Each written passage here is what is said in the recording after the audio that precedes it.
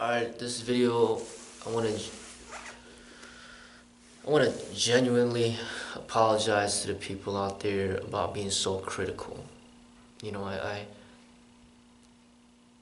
made some very controversial videos in the past, and you know, a lot of emotional videos, a lot of angry videos and negative videos, and I got kicked out. On YouTube, and it was a really tough time, tough period of my life, because I never thought I was gonna be able to come back, and it was a tough experience to go through. And you know, I tried to promise, to myself and to the people out there, to the audience, and to the community, that I'm not gonna do that again. I'm not gonna get so angry and emotional and feed off the negative energy and argue and be so negative towards people and discriminate, say discriminative things and hateful things, and because I was just glad to be back. I was glad to be able to at least be able to express myself, even if I don't say anything. The way I thought about it is I'd rather be able to make some money than no money. I'd rather be able to advertise a little bit than not advertise at all. So, that's partly one of the main reasons why I turn off the comments. It's because I'm the type of person, I'm very sensitive to energy. Sensitive to positive energy and sensitive to negative energy. That's just who I am. And when there's a lot of negative energy coming towards me, it's tough for me to deal with it, because it kind of ruins my whole day. It kind of makes me have a flush of thoughts come in, and then I want to get the thoughts out there. And sometimes it could be a positive thing, sometimes it could be a negative thing. But what I notice about myself is that I am very critical, and I'm trying to understand why.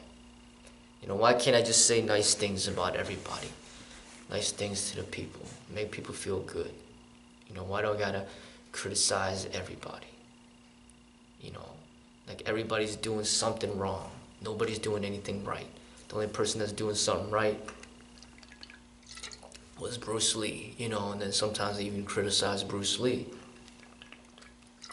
I mean, it's, I think about it and I'm like, why do I do that? Criticizing Sylvester Stallone, Arnold Schwarzenegger, Michael J. White, Van Damme, Steven Seagal, GSP, Jet Li, Tony Jaa, Jackie Chan, the UFC, MMA, BJJ, Judo, Karate, Teenage Mutant Ninja Turtles, Power Rangers, Wing Chun, Tai Chi, Jeet Kune Do, Master Wong, Jake Mace. I'm criticizing everybody. It's like, why do I do that? It's like, I think, honestly, I'd probably be a lot more successful if I flipped it around and just was positive to everybody. Positive about Floyd Mayweather and Muhammad Ali, Mike Tyson, Dana White, UFC, MMA, Pride, just everything. Just be positive, right? People like me, I like them, and then we network, we work together, we build an audience, we make money. Like, I don't understand why I'm so critical. Why I always gotta look at the negative things about people and criticize. I really don't understand why I'm doing that. And honestly, I wanna say sorry. And I've tried. I've worked on not swearing. I've worked on trying to keep my mouth shut. I've been working on that. But recently that hasn't been working too well. My thing was, I'd rather just be silent, don't say anything.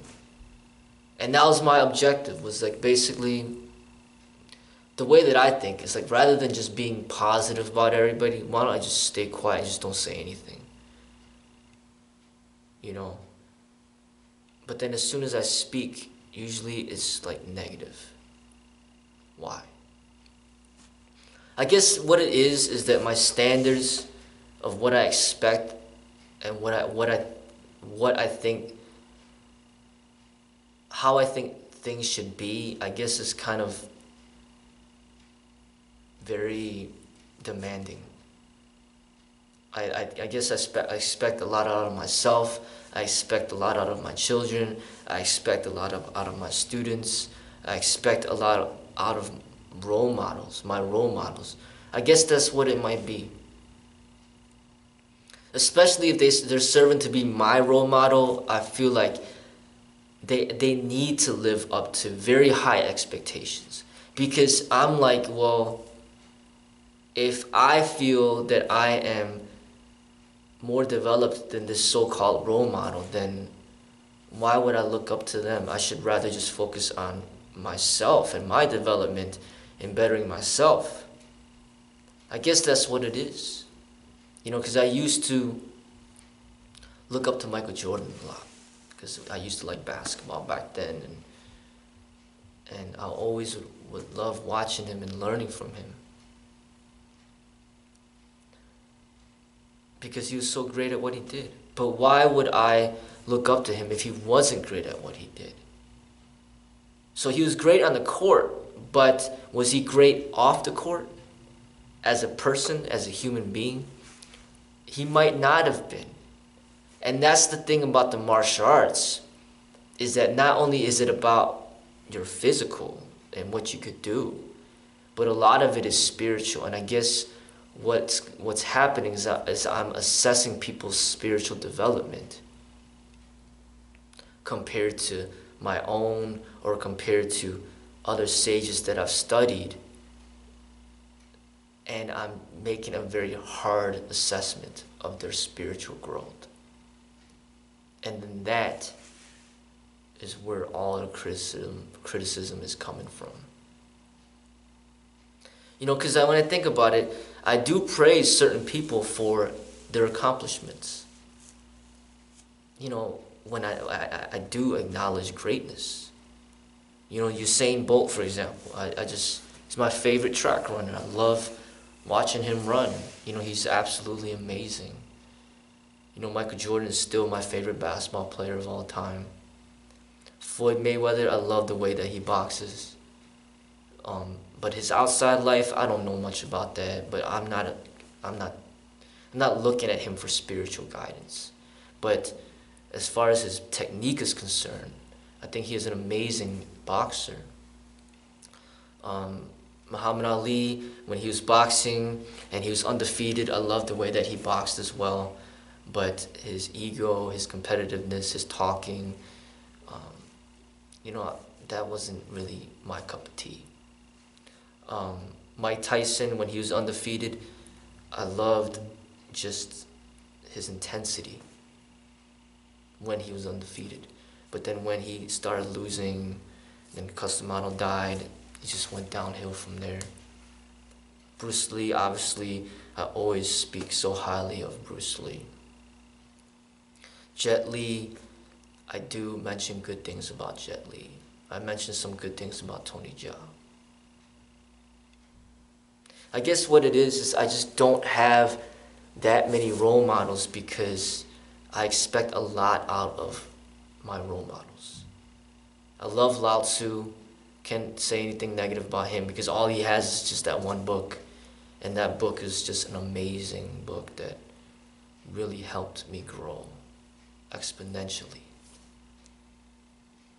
And I guess what it is I look up to a lot of people that have passed away, like Lao Tzu and Buddha and Bruce Lee and Osho, because it's clear that they're not teaching for money because they're already dead. But when people are living, I feel a lot of their mind, you know, a lot of their actions are corrupted by the mind through ego, through money, through politics, and they're not truly genuine. And I guess that's my problem, is I can't stomach people being role models that are not genuine. Like, I could just recognize the unreal so easily, and then I connect with the real. Even Tupac, I've said a lot of good things about Tupac, even though he's not a perfect person, or he wasn't a perfect being, he wasn't supposed to be, but he was just real. I've said a lot of good things about Malcolm X and Martin Luther King Jr. because I just felt that they were real. I said a lot of good things about Socrates because I felt that he was real. Because I feel a lot of these people that I look up to might have died young. And that kind of shows something to me, that they're doing something greater than just money. You know, it's not like a Floyd Mayweather, which is all he cares about is money. Money Mayweather. All he cares about is just making the money. Bruce Lee wasn't all about just making the money. I mean, Bruce Lee really wanted to be an educator. He was a philosopher. He really wanted to share the beauties of the Eastern culture, the Chinese culture, and help people better themselves as human beings. That was not what Mayweather is. And I think that's so rare for anybody to be that in today's society. Everybody's all about money. Everybody's all about stepping over other people to get to where they're at. And if you don't play this game, then you just get lost within the crowd. You know, if I didn't make any controversial videos, then why does anybody even want to pay attention to me? Because I was thinking about that the other days. Like, I don't fight for money. I don't hurt people just because I can. I don't make people laugh because I'm not a funny person. And I'm not even willing to teach the martial arts as far as the combative elements. So, like, what am I here for?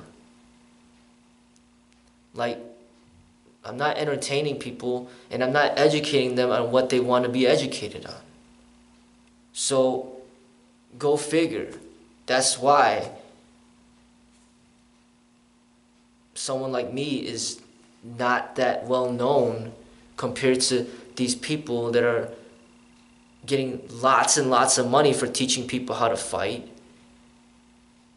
and people making lots and lots of money off of hurting other people because they can, embarrassing other people because they can, cracking jokes and just making people laugh and playing video games, and that's just not who I am. And I guess the only thing that kind of catches people's attention is when I have something negative to say. Then, like, oh, you know, I wonder what he has to say about this person. I wonder what kind of beef and drama is going to go on now. I mean, it's just, that's the type of thing that sucks me into that type of expression. And I don't like it. That's why I turned off the comments. And the only reason I talked about, you know, I followed up with more videos on fake mace is because my student brought that energy to me because he watched the video. And it was hard to not come back with something. You know, initially I came up with the video to call him out on the fakeness that I saw. But I wanted to drop it. And I still do. Because I don't want to bother people. I don't want to be hated. I don't want people to dislike me. I don't want people to label me as a racist or whatever. It's like, but there's something in me where it just feels like I need to be honest with what I see. Be honest and let people know what I see to be wrong. What needs to be fixed. because the martial arts, everybody should know, it means a lot to me. It's really transformed my life in very much positive ways. And I'm just trying to point people in the right direction. I'm not saying, hey, everybody learn from me, I'm the master of the world. No, I'm saying learn from the authentic, real masters, teachers. Learn from Lao Tzu, learn from Buddha, learn from Osho, learn from J. Krishnamurti, learn from Bruce Lee. Look at the techniques of Floyd Mayweather. Look at the techniques of Muhammad Ali. Look at the techniques of Mike Tyson when he was boxing. Look at the truly great people and what they did. Not these people that are trying to build a name for themselves through stealing the work of dead people and then deceiving people into believing that that is their art, that they have the right to teach something that they don't even know. And that to me is bothersome. It's like Bruce Lee being alive today and just be like, what are you doing teaching Jeet Kune Do? I created that. Who gave you the right to go ahead start teaching all these people online Jeet Kune Do? I created Jeet Kune Do. You don't have any right teaching something that I created unless you get my permission. That's how I feel. And I'm just being honest with that. And same thing with the Wing Chun. Imagine if Wing Chun was alive today, be like, what are you doing? This is mine. This is my art. And you're not teaching what I created. This art is for women. Why are all these men training in this art that I created for women? And then going in the cage and fighting on the streets and fighting with each other over this art that is meant to be spiritual and based on survival. And that's pretty much, it's like something outside of myself is pushing me towards saying something, and the only difference now is I'm trying to do it more professional, less emotion, just passion. And I'm sorry if I'm offending people. I'm sorry if I'm getting people angry. That's not what I'm trying to do. I'm just trying to clean up the problems that I see within the martial arts as of today. And there's a lot of problems because this is not regulated. The martial arts is unregulated. It's not like the businesses that are protected. You see these auto industries trying to steal each other's ideas. I just read an article the other day, Mercedes-Benz took a Tesla apart and put it all back together. And then they gave it back because they're trying to figure out the secrets of Tesla. You got these companies that are very competitive with each other that are trying to take each other out. And there's copyright laws, and there's plagiarism laws, and trademark laws, and patent laws. It's all sorts of laws protecting one company from stealing from another company, and all these things going on. But there's none of that in the martial arts. The martial arts is completely unregulated. So we need to set our own regulations through integrity, respect.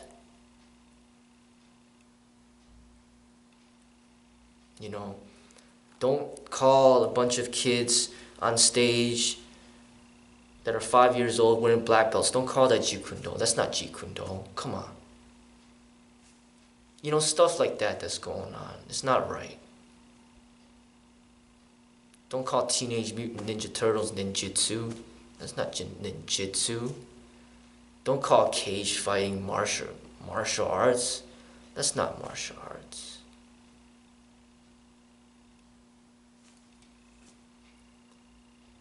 If you're not Bruce Lee, don't tell people you are Bruce Lee.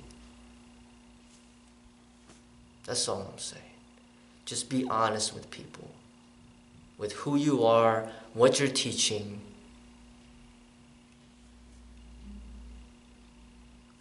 That's all I'm saying.